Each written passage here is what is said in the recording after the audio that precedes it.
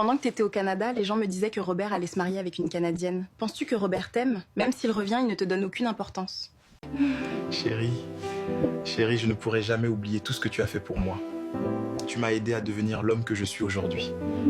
Comment vas-tu? Tout se passe bien au travail?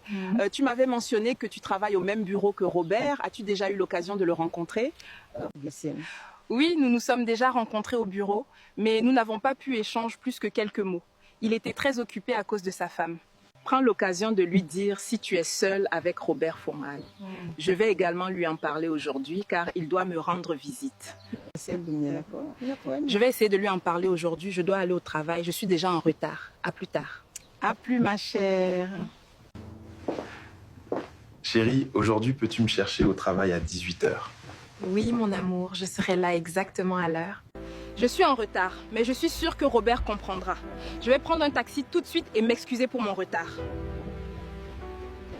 Dans peu de temps, je n'aurai plus besoin de prendre un taxi. Robert a acheté une voiture et bientôt je serai sa femme. Il est 9h et elle n'est toujours pas arrivée au travail, alors qu'elle devait venir à 7h. Je crois qu'elle ne viendra pas au travail aujourd'hui. Salut Robert, désolée pour le retard. J'étais chez ta mère pour lui rendre visite et j'ai passé un peu de temps avec elle et tu sais, mon trajet est plutôt long. D'accord, mais essaye d'être à l'heure et comment va ma mère? Elle va très bien. Et elle m'a dit que tu allais lui rendre visite aujourd'hui. C'est vrai, moi et mon amour, nous avons prévu de rendre visite à mes parents aujourd'hui. À 18h, elle va passer me prendre pour aller ensemble. La voiture que tu as achetée la semaine dernière, tu l'as offerte à ta femme? Oui, je l'ai achetée pour elle car elle sait conduire et moi non.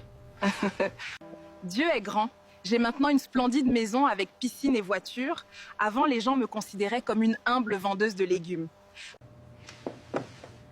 Robert, j'aimerais te parler de quelque chose si tu n'es pas occupé. Non, je ne suis pas occupé. Parle, je t'écoute attentivement. Ta mère t'a parlé de moi. Non, ma mère ne m'a rien dit. Mais tu peux me dire ce que tu penses. Je t'écoute. Je voudrais te dire quelque chose, mais pas ici. Allons nous promener au parc. Non, dis-moi ici, je ne peux pas aller au parc sans ma femme. Mon mari m'avait prévenu que je devais le chercher à 18h. Il est déjà 17h. Je vais m'habiller pour aller le récupérer sans attendre. Je dois y aller. Ma femme m'attend déjà au parking. On se voit plus tard. À demain. D'accord, à plus tard. Ce n'est pas encore fini. Robert, je vais te piéger. Et tu seras forcément obligé de m'épouser, sans aucun doute. On verra bien. Comment ça s'est passé au travail aujourd'hui? Ça s'est très bien passé. Mets un peu de musique, j'ai envie de danser.